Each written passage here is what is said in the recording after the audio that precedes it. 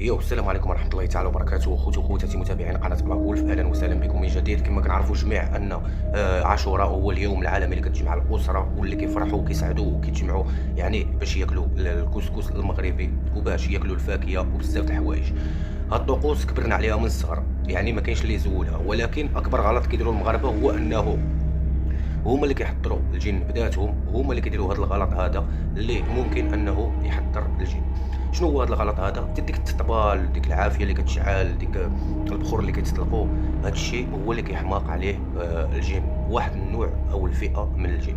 داكشي علاش انا قلت لكم ان ربي سبحانه خلق القران، خلق يعني كلام الله سبحانه اللي هو خصو يتمارس، او كما كنقولوا هو اللي خصو يكون في هذه الاعياد، باش ما كتكونش واحد الطريقه تكاثر السحر، كيتجدد السحر. بحال دابا الجن اللي فيك هو يجدد لك السحر، توالم يعني تسحر وانت ما مسحورش ديك النهار.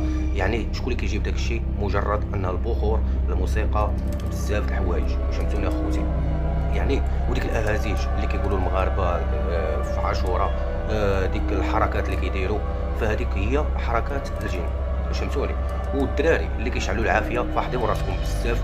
الدراري اللي يعني كيتعاملوا مع النساء الغريبات، حذروا راسكم شي شويه، لان هادشي اللي قلت لكم كامل كيساعد السحره وكيساعد المشعوذين على فعل هذا الامر هذا، اللي هو كيصيفط لك يعني خادم السحر وكيدير لك السحر، واخا يكون ما كيعرفكش. وبحال دابا شي وحده قدم لها السحر او شيء من هذا القبيل، فكتلقى كيتجدد لها في هاد العواشر، مثلا هاد المناسبات تاع عاشوراء كيتجدد لها في المناسبات ديال المواسم.